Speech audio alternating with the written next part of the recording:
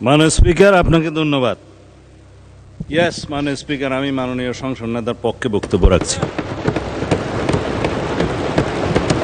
মাননীয় সংসদ নেতা সর্বশেষে বক্তব্য রাখবেন কিনা সেটা তার প্রিরোগেটিভ, কেউ ডিকটেট করতে পারে না, এটাই বিধি। মাননীয় স্পিকার, বিসমিল্লাহির রহমানির রহিম। মাননীয় স্বরাষ্ট্রমন্ত্রী, আপনার সময় 40 মিনিট। আমি কেন বলছি, আমি বলবো 40 মিনিটে শেষ করবেন। জি মাননীয় স্পিকার, আপনি দয়া করলে আরো বাড়িয়ে দিতে পারেন। দয়াময় পরম দয়ালু আল্লাহর নামে। বিরোধী দল এটা চায়, এটা কিন্তু 72-এর সংবিধানে ছিল না মাননীয় স্পিকার। আমরা এটা চাই। শহীদ রাষ্ট্রপতি জিয়াউর রহমান এইটা সংবিধানে গ্রহণ করেছিলেন। মহান আল্লাহর উপর পূর্ণ আস্থা ও বিশ্বাস এই সংবিধানের মূলনীতি হইবে। আমরা এটা চাই। বিরোধী দল চায় কিনা জানি না। এটা পঞ্চম সংশোধনের মাধ্যমে শহীদ রাষ্ট্রপতি জিয়াউর রহমান সংবিধানের মূলনীতি এবং আর্টিকেল 8-এ রাষ্ট্র পরিচালনার মূলনীতিতে গ্রহণ করেছিলেন। এই দুই জায়গা থেকেই পঞ্চদশ সংশোধনের মাধ্যমে বিগত ফ্যাসিস্ট সরকার নির্মূল করে দিয়েছে। আমরা এটা পুনর্বহাল চাই। এগুলো ঐকমত্য কমিশনের এই গঠিত জুলাই সনদে থাকতে পারত। কোনো রাজনৈতিক দলের আপত্তি ছিল, তারা রাখেন। এই জন্যেই আমি আমার পরের বক্তব্য বলবো, এখানে আসছি বিরোধী দল সংস্কার চায়, সংশোধনী চায় না। পুনর্লিখিত সংবিধান কেউ চেয়েছিল, যারা বিদেশ থেকে আমদানি হয়েছিল বিভিন্ন সংস্কার প্রস্তাব সহকারে। আমরা বলেছিলাম rewriting of constitution, new constitution, গণপরিষদ, এগুলো একই কথা। যে সংবিধান আমরা যা কিছুই সংশোধনী চাই, গ্রহণ করতে চাই, সেটা আমরা সংশোধনীতে আনি। তাল দপ করিয়া পড়িল নাকি পড়িয়া দপ করিল, এক কথাই তো মাননীয় স্পিকার।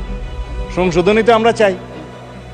এখন প্রস্তাবনার মধ্যে অনেকে প্রস্তাব করেছিলেন সংবিধানের প্রস্তাবনায় যে 71 এবং 24-কে বরাবর করে আমরা প্রস্তাবনায় নিয়ে আসি। মাননীয় স্পিকার, বাংলাদেশের জনগণের, এদেশের সর্বশ্রেষ্ঠ অর্জন হচ্ছে বাংলাদেশের স্বাধীনতা। 71-এর সাথে আর কোনো কিছুর তুলনা চলে না। আমরা 24-এর জুলাই জাতীয় সনদ এবং জুলাই ঘোষণাপত্রের এসেন্সকে আমরা সংবিধানে ধারণ করার জন্য অঙ্গীকার করেছি, করব।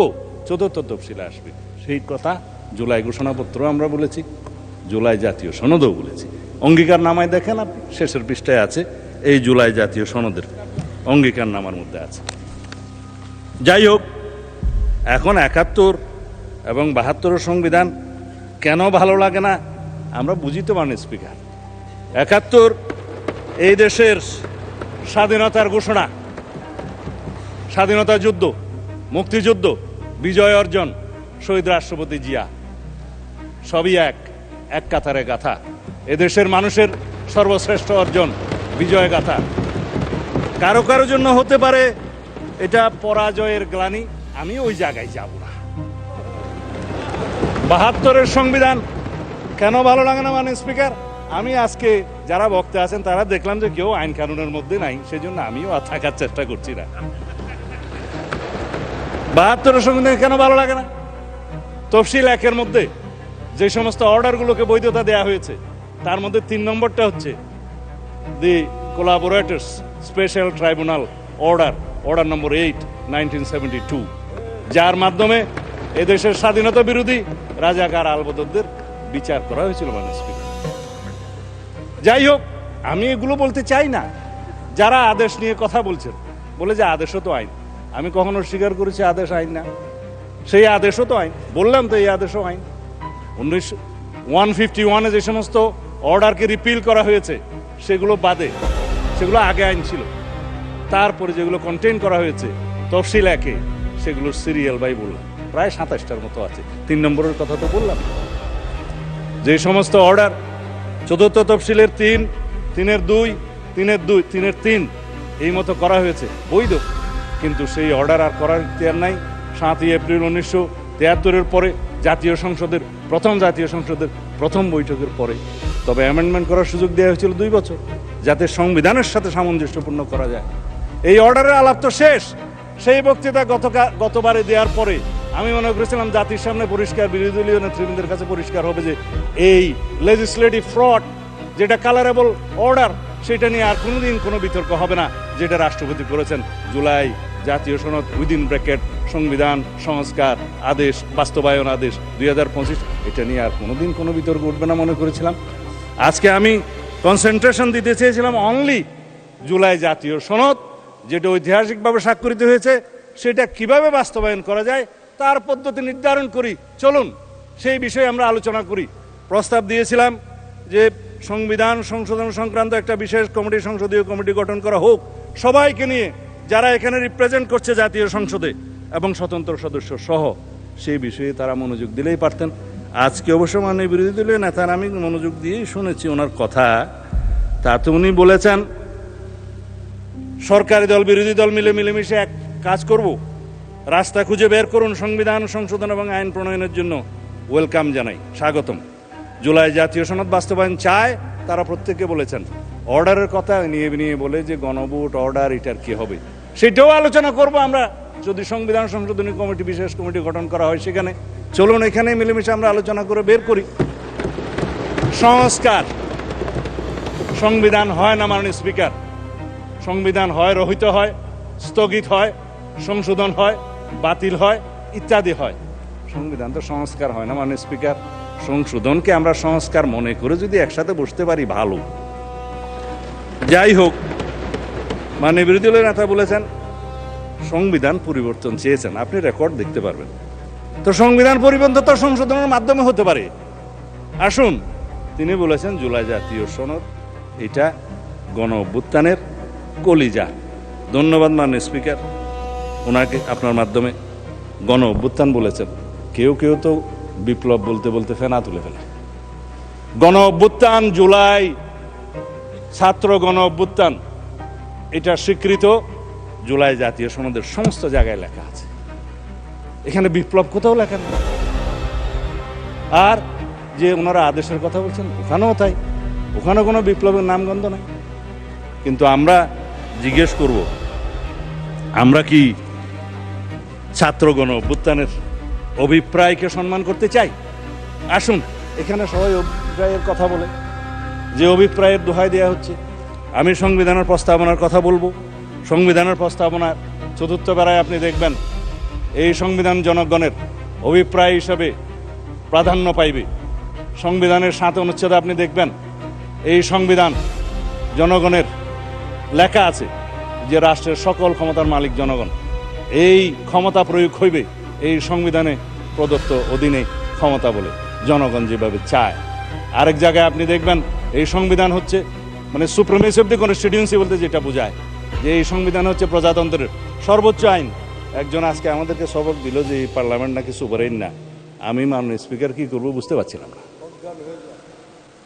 1 নম্বর অনুচ্ছেদ এই সংবিধানের article 1, this Bangladesh is a unitary independent and sovereign Republic.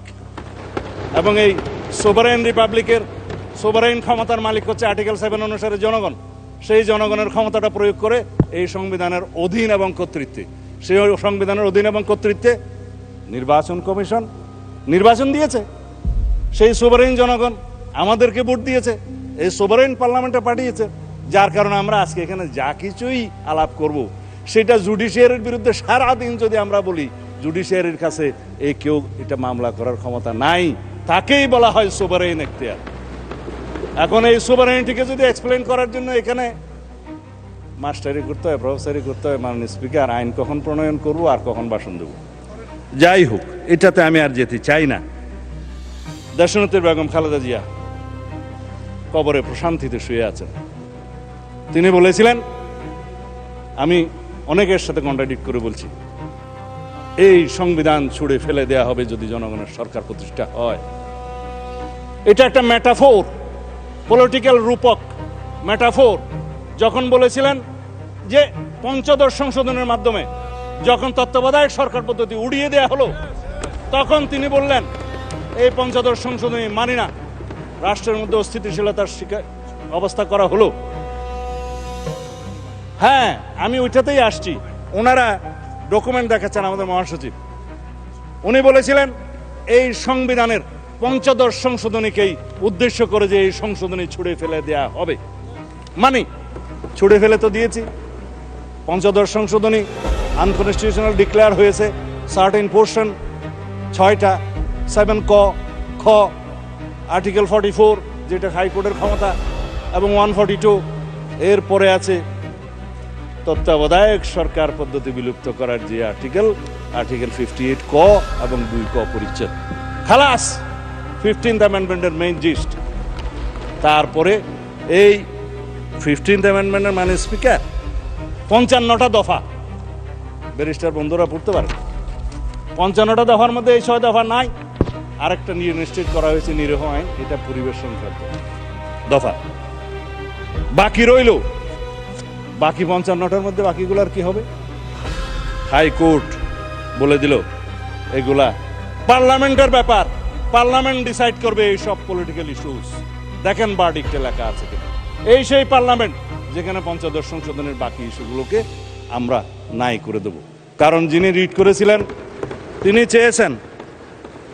চেয়েছেন পূর্ণাঙ্গ পঞ্চদশ সংশোধনী বাতিল করা হোক। হাইকোর্ট 6টা ভার্ডিক্ট দিয়েছে, 6টা বাতিল করেছে, একটা রিইনস্টেট করেছে নিরীহ আইন। বাকিগুলোর ব্যাপারে পার্লামেন্টকে বলেছে যে এটা political questions to be decided by the next parliament. This is the next parliament to decide. আসি এখন জুলাই জাতীয় সনদ, অর্থাৎ জনপ্রত্যাশিত সংস্কার প্রস্তাবে আর কি কি অন্তর্ভুক্ত হতে পারত। কেবল প্রস্তাবনার কথাটা বলেছি, বাকিগুলো এখন বলবো। আর জুলাই জাতীয় সনদে যা কিছু অন্তর্ভুক্ত করা হয়েছে সেটা নিয়ে তো একটু বড় কথা বলবোই। আর রাজনৈতিক সমঝোতা হওয়ার পরেও শেষ মুহূর্তে যে সংস্কার ঐকমত্য কমিশন যা কিছু বাদ দিয়েছে সেই কথা এখন একটু বলি। প্রস্তাবনার মধ্যে যা কিছু বাদ দিয়েছে সেটা তো বললাম। রাষ্ট্র পরিচালনা মূলনীতি হিসাবে যেটা বললাম, মহান আল্লাহর উপর আস্থা এবং বিশ্বাস, পূর্ণ আস্থা এবং বিশ্বাস, ঐকমত্য হয়েছিল, লেখা হয় নাই সনদে। তারপরে মরহুম শেখ মুজিবুর রহমানের ছবি সংক্রান্ত যে অনুচ্ছেদ পঞ্চদশ সংশোধনীতে অন্তর্ভুক্ত করা হলো, আজকে এখানে অনেকে বক্তব্য দিলেন যে তাহলে তো ছবি টানাতে হয়। ছবি না টানানোর জন্যই তো এই সংশোধনীগুলো গ্রহণ করার জন্য বলছি। সম্মত হয়েছিলাম আমরা, ঐকমত্য হয়েছিল বিরোধী এবং আমরা সবাই মিলে যারা আলোচনা করেছি। 33টা দল ছিল ওখানে। চিঠিও দেয়া হলো আমাদেরকে যে আপনারা এই দফা চান কিনা। আমরা বললাম সংস্কার প্রস্তাবের পক্ষে, আলোচনায় তো আমরা একমত হয়েছিলাম, আবার চিঠি কেন? সেই চিঠি সই করে আবার তাদেরকে দিয়েছি, হ্যাঁ একমত, কিন্তু সনদ অন্তর্ভুক্ত করা হলো না মাননীয় স্পিকার। আর একটা সম্মত হয়েছিলাম তফসিল, পঞ্চদশ সংশোধনের মাধ্যমে সংবিধানে 3টা তফসিল সংযুক্ত করা হয়েছে, 5ম, 6ষ্ঠ এবং 7ম। যে এইখানে একজন ভদ্রলোক নাকি স্বাধীনতার ঘোষণা দিয়েছিলেন বলে এখানে একটা দেয়া হলো, আমি নাম নিতে চাই না। হলো তফসিল, বলা হলো একজন 7ই মার্চের ভাষণ দিয়েছে, সংবিধানে অন্তর্ভুক্ত করা হলো। রচনা, লিটারেচার আর্কাইভে থাকতে পারতো, সংবিধানে নিয়ে আসলো। তারপর ওই স্বাধীনতার ঘোষণা দিয়েছে বলে স্বাধীনতার ঘোষণাপত্রের 5ম অথবা 6ষ্ঠ প্যারাতে বলেছিলেন যে মরহুম শেখ মুজিবুর রহমান, ওখানে মরহুম লেখা নাই, যে যথাযথভাবে ঢাকায় স্বাধীনতার ঘোষণা করেছেন। ইতিহাস কি তা বলে? বলে না।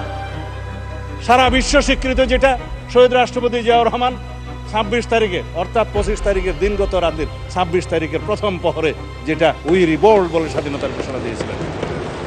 তারপরে 27 তারিখ, সেই জন্যই বাংলাদেশের স্বাধীনতা দিবস 26 তারিখ।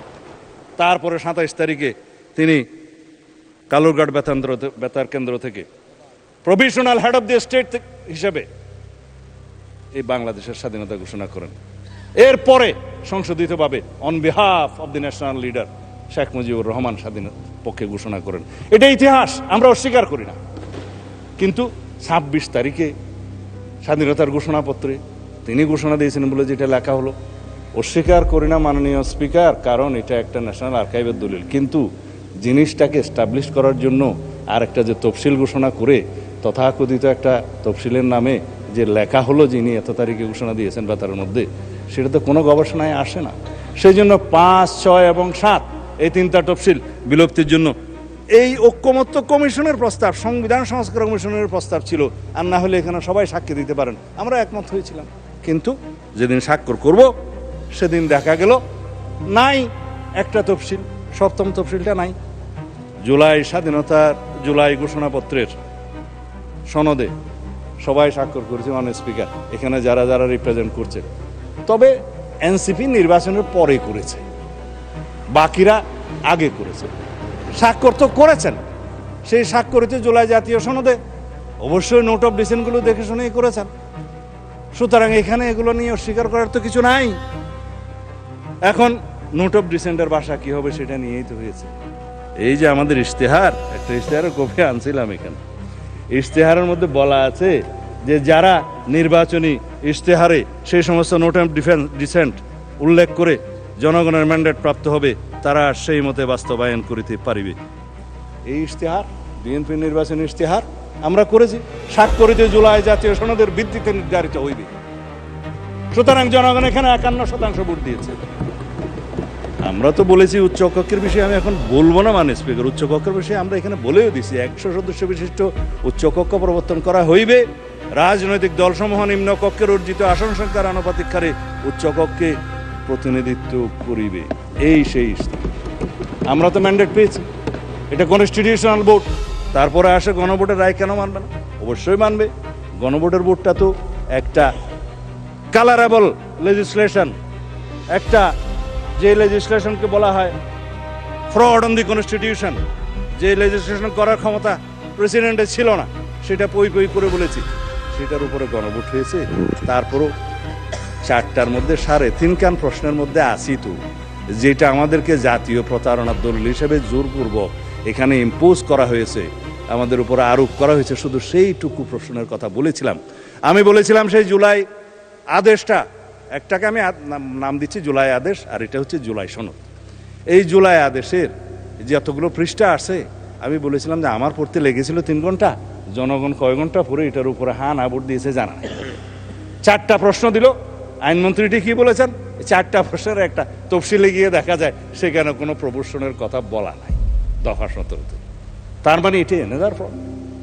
সুতরাং এই গুজামেল দিয়ে একটা জনগণকে গণভোট দিতে বাধ্য করছে। আমরা তো মানবো, আসুন সেই আলাপগুলো আমরা সংবিধান সংশোধন কমিটিতে এসে করি, কোনটা কি করা যাবে। আপনারা সংস্কার বলছেন, আমরা বলছি সংশোধন। ঠিক আছে, আপনারা মনে মনে খুশি থাকলে অসুবিধা নেই সংস্কার নিয়ে, কিন্তু সংবিধান তো অ্যামেন্ডেড হবে, সংশোধিত হবে, এই সংসদেই হবে, এই জাতীয় সংসদেই হবে। অবশ্য যারা বিদেশ থেকে এসেছিলেন সংস্কার কমিশনে, তারা একটা আইডিয়া নিয়ে এসেছিলেন মাননীয় স্পিকার, সেটা হচ্ছে ন্যাশনাল কনস্টিটিউশনাল কাউন্সিল, এনসিসি, জাতীয় সাংবিধানিক কাউন্সিল।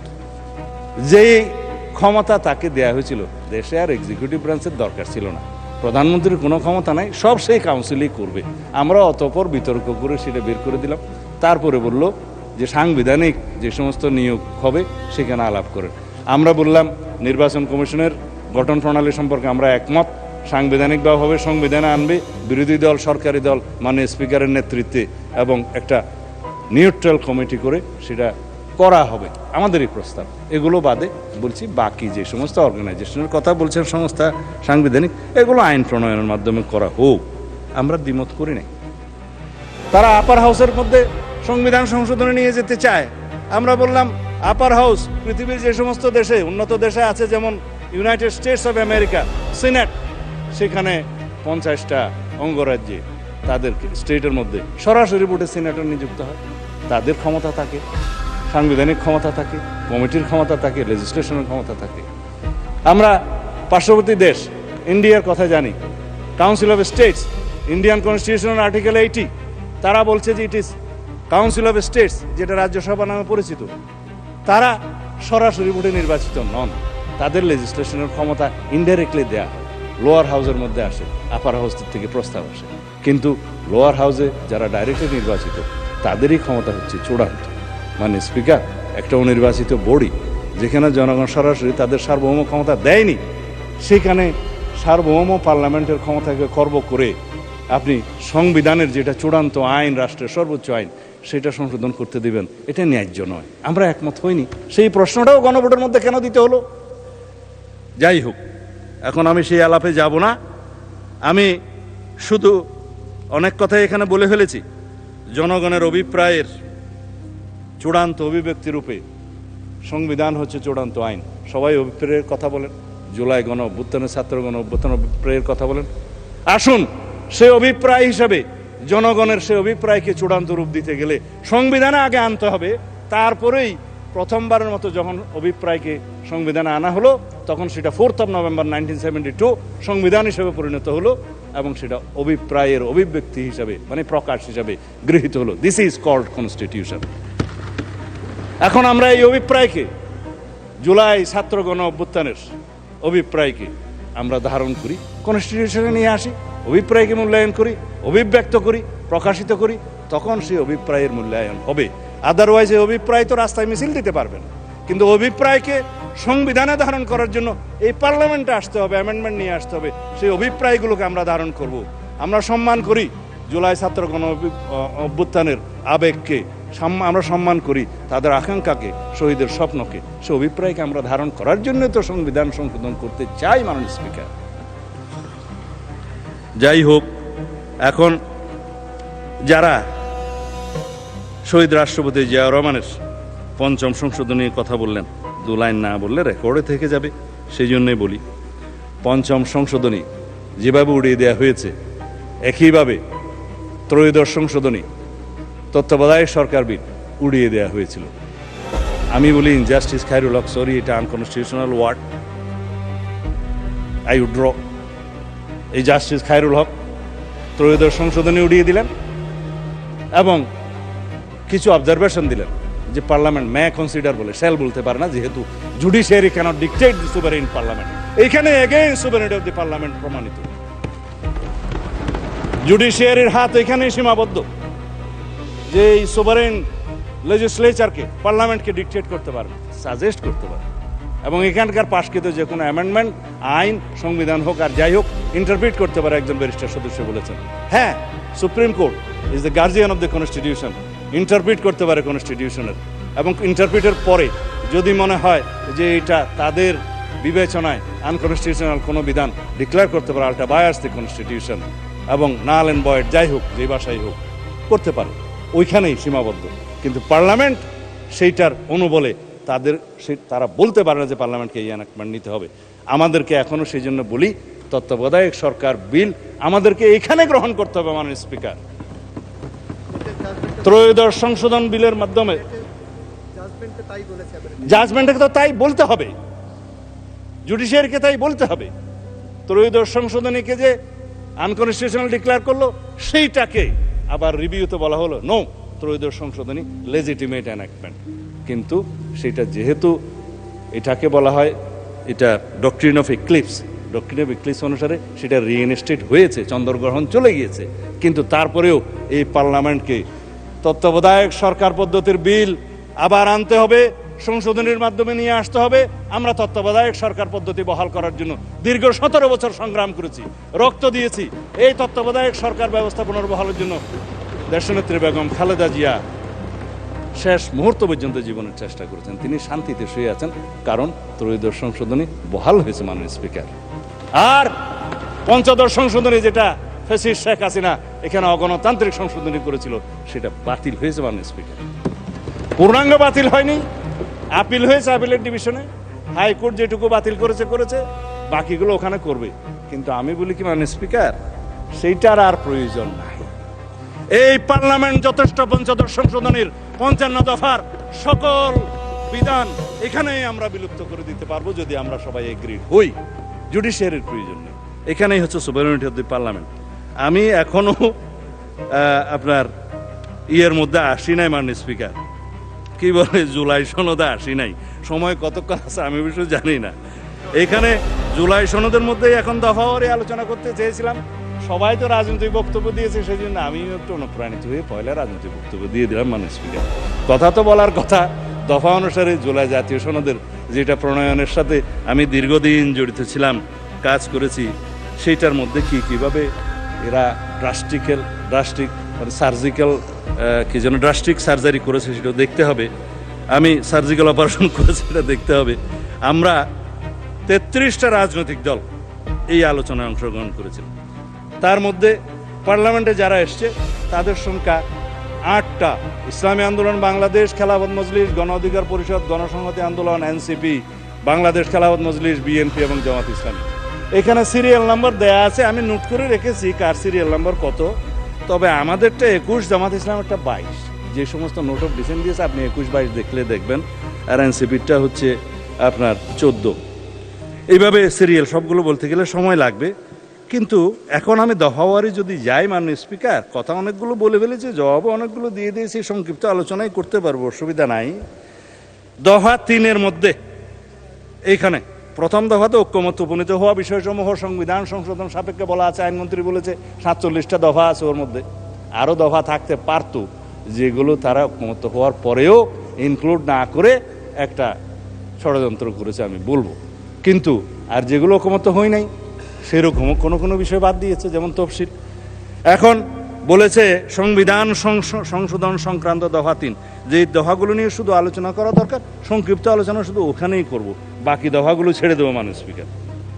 এখানে সংবিধান সংশোধনের বিষয়টা উচ্চ কক্ষে নিয়ে যাওয়ার বিষয়টা হয়েছে, সেটা আমি ইতিমধ্যেই বলে দিয়েছি, আমি আর রিপিট করব না সময় বাঁচানোর জন্য, যে উচ্চ কক্ষে সংবিধান সংশোধনী বিল যেতে পারে না। কেন পারে না তাও বলেছে। দফা 4, সংবিধানের 7 ক এবং খ আমরা বিলুপ্তির পক্ষে, এখনো বিলুপ্তির পক্ষে। এখানে অবশ্যই 3টা দল নোট অফ ডিসেন্ট দিয়েছে, আমরা না। সেটা কারা কারা দিয়েছে জানি না, তবে মেন দলের মধ্যে না, তারা পার্লামেন্টে আসে নাই বলে তাদের নাম আমি উল্লেখ করছি না। এই 7 খ এবং খ কি? ফ্যাসিস্ট আওয়ামী লীগ সরকার, ফেসিবাদী আওয়ামী লীগ সরকার বলেছিল এই সংবিধানের বিরুদ্ধে কিছু কিছু কথা বললে, যা বললে মৃত্যুদণ্ড হবে এবং সর্বোচ্চ সাজা দেওয়া হবে ইত্যাদি, রাষ্ট্রদ্রোহিতা হবে।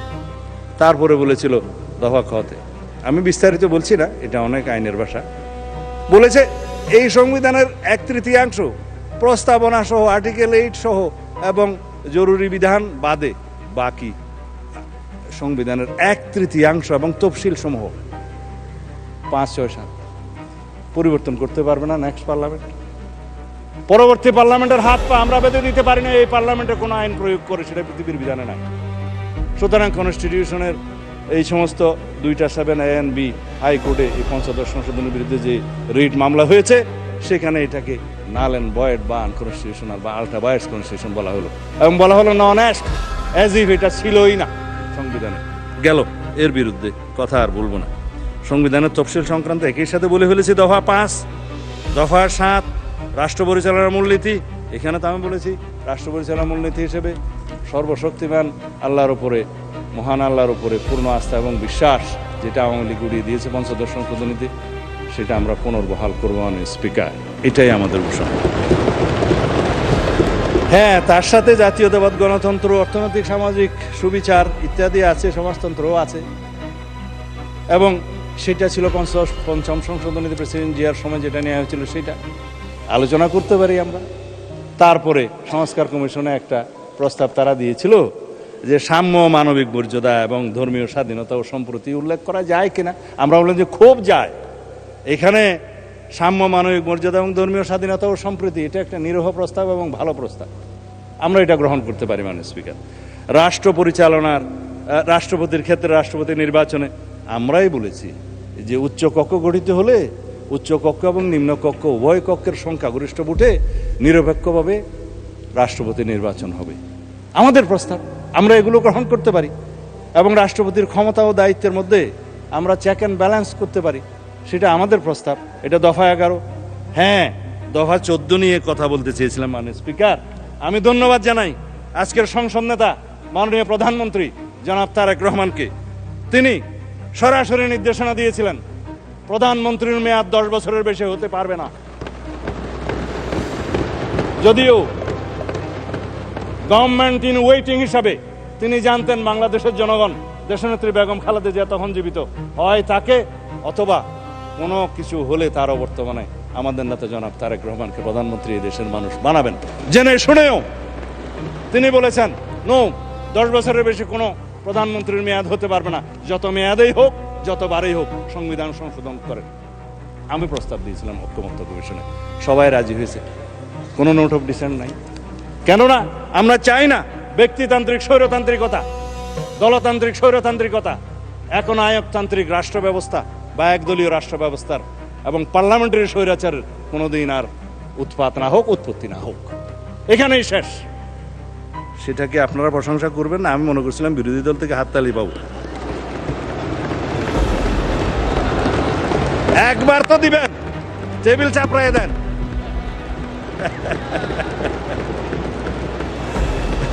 আচ্ছা, আমার সময় চলে যাচ্ছে, মানে স্পিকার আপনি একটু খেয়াল রাখবেন। প্রধানমন্ত্রী একই সাথে লিডার অফ দি হাউস হতে পারবেন কি পারবেন না প্রশ্ন উঠছে, দলীয় প্রধান হতে পারবে কি পারবেন না প্রশ্ন উঠছে। দফা 15 এই জুলাই জাতীয় সনদের এখানে কিছু কিছু নোট অফ ডিসেন্ট দিয়েছে। তো এখানে আমার মনে হয় আমরা যেটা দিয়েছি যে প্রধানমন্ত্রী ট্রেডিশন মাফিক, এটা decorative, leader of the house, এটা কোনো মন্ত্রিত্ব না, হাউসকে লিড করতে হয়, ডিসিশন দিতে হয়, সেটা থাকতে পারে। জামাত ইসলামের বন্ধুরা বলছিলেন হ্যাঁ এটা বোধহয় থাকা যায়, তবে দলীয় প্রধান বোধহয়, আমরা বললাম যে দলীয় প্রধান থাকে পৃথিবীর বিভিন্ন দেশে ডেমোক্রেটিক প্র্যাকটিস, শুধুমাত্র দলীয় প্রধান হওয়ার কারণে কি তার প্রধানমন্ত্রিত্ব হওয়াটা হরণ করা যায়? সেটা তার ডেমোক্রেটিক রাইট। সুতরাং আমরা বলেছি দলীয় প্রধান প্রধানমন্ত্রী হবেন কি হবেন না সেইটা তার রাইট, তার ডেমোক্রেসির উপর, গণতান্ত্রিক অধিকারের উপর হস্তক্ষেপ করা যাবে না। সুতরাং আমরা নোট অফ ডিসেন্ট দিয়েছি। আশা করি আপনারা হাততালি না দিলেও মোটামুটি সম্মত থাকবেন। যাই হোক, তারপরে তত্ত্বাবধায়ক সরকার ব্যবস্থার মধ্যে 21টা দফা আছে, মাননীয় স্পিকার, দফা নম্বর 16। এখানে এই 21টা দফার মধ্যে আমরা তো সবাই বললাম তত্ত্বাবধায়ক সরকার পদ্ধতি আমরা গ্রহণ করতে চাই। এই জন্যই দীর্ঘ 17 বছর আমরা আন্দোলন সংগ্রাম করেছি, রক্ত দিয়েছি, জীবন দিয়েছি। কিন্তু গঠন প্রণালী নিয়ে 2-1টা দফায় বিরোধী দলীয় বন্ধুদের সাথে আমাদের একটু আলোচনা প্রয়োজন। আমরা বলেছি সবাই মিলে তত্ত্বাবধায়ক সরকার পদ্ধতি আমরা গঠন করব, কিন্তু রাষ্ট্রপতি যে লাস্ট অপশন আছে, রাষ্ট্রপতিকে আমরা তত্ত্বাবধায়ক সরকারের প্রধান উপদেষ্টা হওয়ার আর সুযোগ দিতে চাই না, আমাদের প্রস্তাব। কিন্তু সর্বশেষ পদ্ধতি হিসাবে জুডিশিয়ারিকে বাদ রেখে আর কোনো বিকল্প প্রস্তাব আমরা নিতে পারি কি না সেটা আমরা জাতীয় সংসদে আলাপ আলোচনার মধ্য দিয়ে বের করব। এখানে ওনারা একটা ভোটিং ব্যবস্থা করতে বলেছিল, এটাকে কি একটা যেন ভোট বলা, আমি ভুলে গেছি, হ্যাঁ কি একটা ভোট যেন বলেছিল এটা আর কি, হ্যাঁ র্যাঙ্ক চয়েস ভোট। আমরা যে র্যাঙ্ক চয়েস ভোটের মধ্যেও গাফলতি আছে। সুতরাং আমরা জাতীয় সংসদে এই বিষয়টা আলোচনা করি, একটা বিষয় আমরা বের করতে পারবো, সেই জন্য নোট অফ ডিসেন্ট দেওয়া হয়েছে। তত্ত্বাবধায়ক নিয়ে কোনো কারো দ্বিমত নাই। যাই হোক, মানে স্পিকার, এরপরে আসলো দ্বিকক্ষ বিশিষ্ট আসন সৃজন। এটা তো বললাম দ্বিকক্ষে 100 সদস্য, আমরা সবাই রাজি, এবং দ্বিকক্ষের এখতিয়ার নিয়ে, গঠন প্রণালী নিয়ে কিছু একটু বিরোধ আছে, সেটা আমরা এখানে আজকে বড় প্রশ্ন হিসেবে দেখছি যে দ্বিকক্ষের ক্ষমতা, একটু আগে আমি আলোচনা করেছি, সংবিধান সংশোধনী ওখানে যাবে না, বাট আইন প্রণয়নের একটা পর্যায়ে এখান থেকে আইন ওখানে যাবে, তারা আলোচনা করবে, 1 মাস সময়ের ভিতরে হয় সিদ্ধান্ত দেবে, সুপারিশ করবে, অথবা ফেরত দেবে, সেই পর্যন্ত আমরা একমত। কিন্তু সংবিধান সংশোধনের বিষয়ে আমরা উচ্চকক্ষের এখতিয়ার রাখতে চাই না। আর কোন পদ্ধতির গঠন প্রণালী হবে, ওনারা বললেন প্রপোর্শনেট, আমরা বললাম আমাদের নোট অফ ডিসেন্ট আছে, আমরা জনগণের ম্যান্ডেট পেয়েছি, আসনের অনুপাতে যা হবে তাই আমরা পাবো, এখানেই হচ্ছে দ্বিমত। আসন আলোচনা করি। তারপরে আসলো মাননীয় স্পিকার নারী সদস্যের বিষয়ে। আমরা বললাম যে আসুন 50টা নারী সদস্যের আসন রিজার্ভ রাখি, মোট সদস্য আমরা 100 উন্নীত করবো ক্রমান্বয়ে, 10% করে আমরা বাড়াই না, প্রথম সংসদে, এই সংসদে 10% আমরা অ্যামেন্ডমেন্ট নিয়ে আসি, পরে 5% করে করে বাড়বে। কিন্তু ওনারা সম্মত হলেন, কিন্তু একজনকেও নমিনেশন দিলেন না মাননীয় স্পিকার এইবার 5%। যাই হোক, আমি এটা শিকায়ত করতে চাই না, ভবিষ্যতে দিবেন আর কি, এইবার হয়তো অভাবটা অফিস। তারপরে দফাতে এসে ডেপুটি স্পিকার পদে মনোনয়ন, আমাদের মানে প্রধানমন্ত্রী, আমি উপস্থিত ছিলাম, মানে বিরোধী দলীয় নেতাকে বললেন যে জুলাই সনদ বাস্তবায়ন শুরু করি, চলেন ডেপুটি স্পিকারটা আপনারা নেন, নাম দেন। সর্বশেষ শুনলাম ওনারা একটা প্যাকেজ ডিল করতে চান, সিঙ্গেল করবেন না। তা এখন তো ট্রেন চলে গেছে মাননীয় স্পিকার, আমরা তো দিতে চেয়েছিলাম আগের থেকে অ্যাকশন। এখন আসুন, সংবিধান সংশোধন করার পরে আমরা ডেপুটি স্পিকারের 2টা পদ সৃজন করলে একটা আপনারা পাবেন, আপার হাউসেও পাবেন, লোয়ার হাউসেও পাবেন। সংশোধন না করলে কোত্থেকে পাবেন? তবে স্থায়ী কমিটির সভাপতি হিসাবে 4টা সংসদীয় কমিটি, গুরুত্বপূর্ণ কমিটি সহ অন্যান্য কমিটিগুলোতে সভাপতি বিরোধী দলীয় সদস্যদের থেকে হবে আসনের অনুপাতে যা পান। এখন মাশাআল্লাহ আপনারা তো 68টা পেয়েছেন, আরও মিলে হয়তো 77টা হয়েছে, ভালোই পাবেন। আসেন আমরা এটা সংসদে আলোচনা করে ঠিক করি। এগুলাই তো আমরা নিতে চেয়েছি। এবং 70 দফা 70 অনুচ্ছেদ জাতীয় সংসদের, এইটা নিয়ে আমাদের মাননীয় সংসদ সদস্যগণ খুবই উৎফুল্ল। আজকে আমি আমাদের মাননীয় সদস্যকে বলছিলাম যে যা মন চাই বলেন, আজকে 70 বিধি আপনার জন্য উন্মুক্ত, কারণ এখানে নাই। আপনি দলের বিরুদ্ধে ভোট দিতে পারবেন 4টা ক্ষেত্র বাদে। 2টাতে সবাই একমত হয়েছিল, আস্থা ভোট এবং অর্থ বিল। আমরা বলেছিলাম না, এর বাইরে আর 2টা থাকা দরকার, সংবিধান সংশোধনী বিল এবং যুদ্ধ পরিস্থিতি সংক্রান্ত যে জরুরি অবস্থা হবে সেই সময় যেন দলের বিরুদ্ধে ভোট না দিতে পারে। জাতীয় নিরাপত্তার প্রশ্নটা জড়িত, উইদিন ব্র্যাকেট যুদ্ধ পরিস্থিতি, এই 2টা রাখেন। আমরা নোট অফ ডিসেন্ট দিয়েছি, আমরা জনগণের ম্যান্ডেট পেয়েছি, সেই হিসাবে যাব। বাকি সব বিষয়ে মাননীয় সংসদ সদস্যগণ, under the sun anything you can discuss here. কোনো দল আপনার বিরুদ্ধে, সরকারি দল কোনো ব্যবস্থা নিতে পারবে না, বিরোধী দলের ব্যবস্থা নিতে পারবে না। সংসদ সদস্য বল বহাল থাকবে, এই সংসদ এলাইভ হবে। যাই হোক, এরপরে বাকি যে সমস্ত বিষয় আছে নির্বাচনী ব্যবস্থা বিষয়ে, এটা আমরা তো বললাম যে আমরা একটা স্বাধীন নির্বাচন কমিশন গঠন করব, সবাই মিলে আলাপ আলোচনা করে। এখানে স্পিকার সভাপতি থাকবে, প্রধানমন্ত্রী, বিরোধী দলীয় নেতা এবং আরেকজন সদস্য থাকবে সেকেন্ড বিরোধী দল, জুডিশিয়ারির একজন, আমার ঠিক মনে নাই। সবাই মিলে থাকবে। এখানে কোনো সরকারি দলেরও প্রাধান্য থাকবে না, বিরোধী দলেরও প্রাধান্য থাকবে না। এমন একটা নির্বাচন কমিশন আমরা গঠন করব যে নির্বাচন কমিশনকে নির্বাচনকালীন সময়ে কেউ আর প্রভাব বিস্তার করতে পারবে না। আমাদেরই প্রস্তাব ছিল এই যেগুলা বলে সাংবিধানিক সংস্থাসমূহে নিয়োগের ক্ষেত্রে যে এনসিসি করার কথা ছিল, আমরা যে এনসিসি লাগবে না, আসুন এটা এখানেই আনি। তারপরে অন্যান্য সাংবিধানিক কিছু প্রতিষ্ঠানের বিষয়ে কথা বলা হয়েছে। আমরা বললাম যে এটা আমরা স্ট্রং আইন করি, শক্তিশালী আইন প্রণয়নের মধ্য দিয়ে সেগুলো আমরা ব্যবস্থা নেব। বিচার বিভাগের কথা মাননীয় স্পিকার কি বলবো, এখন বিচার বিভাগের কথা বললে তো অসম্ভব ব্যাপার। প্রধান বিচারপতি নিয়োগের ক্ষেত্রে আমরা বলেছিলাম একটা অপশন থাকুক, যাতে আর কোনোদিন আগের মতো যে আমাদের এক্সপিরিয়েন্স হয়েছে যে কি যেন এটা শপথবদ্ধ রাজনীতিবিদদেরকে আমাদের আর যেন দেখতে না হয়। আমরা সেই জন্য বলেছি প্রধান বিচারপতি হবে অ্যাপিলেট ডিভিশন থেকে নিযুক্ত। আগে সংবিধানে এটা ওপেন ছিল, কোত্থেকে নিযুক্ত হবে সেটা নির্ধারিত ছিল না। আমরা বলছি আপিল বিভাগের বিচারকদের মধ্য থেকে নিতে হবে। আর 2টা অপশন থাকতে হবে, জ্যেষ্ঠতম 2 জনের মধ্য থেকে প্রধান বিচারপতিকে নিয়োগ করতে হবে। এগুলো খুব সামান্য বিষয়, আমরা ডিসকাস করে এখানে একমত হতে পারি, যেটা জুলাই জাতীয় সনদে ছিল। এখন অন্যান্য বিষয়ের মধ্যে যে সমস্ত গুরুত্বপূর্ণ বিষয়, তা হলো আসুন বিচার বিভাগের স্বাধীনতা নিয়ে কথা বলি। আজকে বিচার বিভাগের স্বাধীনতা দেখেন, আজকেও একটা পত্রিকায় এসছে, মাননীয় স্পিকার আমি এখানে হয়তো দেখালে ওটা ভুল হবে না, কার্যকরের আগেই সিন্ডিকেটের কবলে সুপ্রিম কোর্ট সচিবালয়। আমরা বলেছিলাম আর্টিকেল 116 অনুসারে আপনি সংবিধান যেটা আনকনস্টিটিউশনাল ঘোষণা করেছে, যে ইন কনসালটেশন অফ দি প্রেসিডেন্টের যেটা ক্ষমতা, in consultation of the chief justice, সেটা ওই পোর্শনটা আনকনস্টিটিউশনাল ঘোষণা করেছে মানি। কিন্তু আপনি সুপ্রিম কোর্টের সচিবালয় অধ্যাদেশটা করলেন, কারোর সাথেই আলাপ আলোচনা করলেন না। সংবিধানের অনুচ্ছেদ অনুসারে এখানে যদি আমরা আলাপ আলোচনা করে একটা আইন প্রণয়ন করি শক্তিশালী, সেটাই কি ভালো হতো না? এটাকে আমরা সংবিধানেই রাখতে হবে। আর বলা হলো যে সুপ্রিম কোর্ট না হাইকোর্ট জাজেস অ্যাপয়েন্টমেন্ট অর্ডিন্যান্স নিজেই আর্টিকেল 95 এবং 98 ভায়োলেশন করে বসে আছে। কাউন্সিল এবং আর কি যেন করেছে, কিভাবে তারা ইন্টারভিউ নেবে, কাকে কাকে নিয়োগ করবে, বয়সসীমা কোথায় হবে, যেগুলো আছে সংবিধানের সেই আর্টিকেলগুলোকে যদি আপনি চেঞ্জ না করেন, অ্যামেন্ডেড না করেন, জুডিশিয়ারিকে সেটা ভায়োলেট করতে পারে। এই কথাগুলো আমরা বলেছিলাম এটা জাতীয় সংসদের পরবর্তী জাতীয় সংসদের উপরে ছেড়ে দেন। আমরা সেখানে আলাপ আলোচনা করে আইন প্রণয়ন করে তারপরে সেই অ্যাপয়েন্টমেন্ট এনাক্টমেন্টটা আনবো এবং সুপ্রিম কোর্টের এই যে সচিবালয় আইনটা আনবো।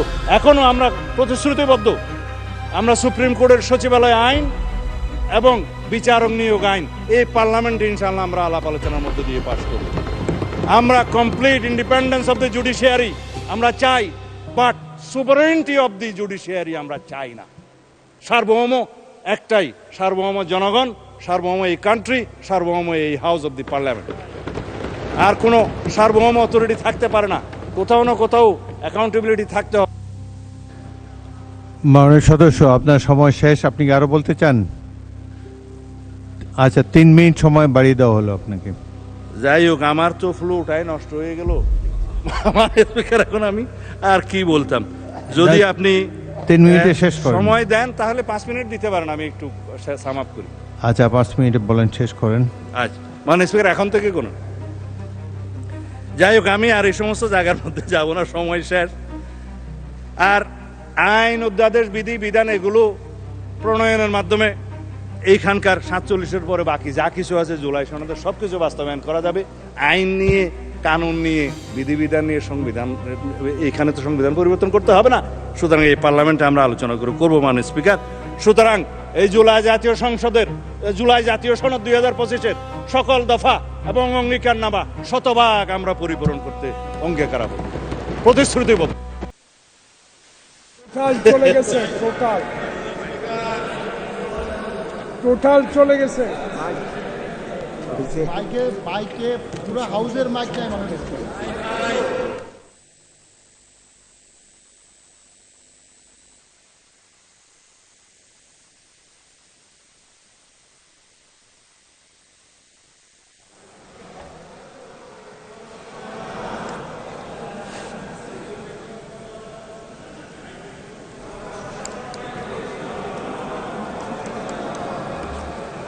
মাননীয় মন্ত্রী, আমার মাইকও বিভ্রাটের শিকার। আপনি তো মোটামুটি বলেছেন। এখন রাত 9:30 বাজে। আপনার কি কোনো কথা বাকি আছে এখন? আমার তো মনে হয় you have covered all the points.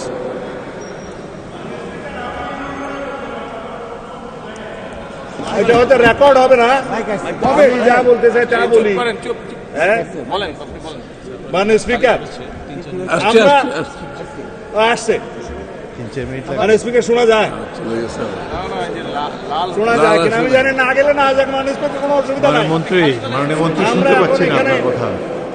3-4 minute অপেক্ষা করলে হয়তো এটা রেস্টোর করতে ঠিক আছে। মানে স্পিকার, আপনি যখন রুলিং দিয়েছেন 4 মিনিটই বলবো। মানে স্পিকার, সারাদিন বলে যে অনেকে সারা রাত রামায়ণ পড়ে সকালবেলা, এখন আমাদেরকে, আমার মনে হয় সব পয়েন্টই আপনার বলা হয়েছে। এখন আমি কনক্লুড করে দিই। আমি বলতেই পারলাম না, আপনি কেমন বলা হয়। আরে ভাই, খালি গলায় বলতে। আচ্ছা ঠিক আছে, মানে আমাকে একটু ইন্টারফিয়ার না করলে আমি বলতে পারবো। গড়িটা এখন থেকে শুরু করবো। এখন 7 খণ্ড রামায়ণ পড়ে যদি সকালবেলা আমার বন্ধুরা বলে সেই অবস্থায় হয়ে যাচ্ছে। কোথায় জুলাই আদেশ আর কোথায় জুলাই সনদ?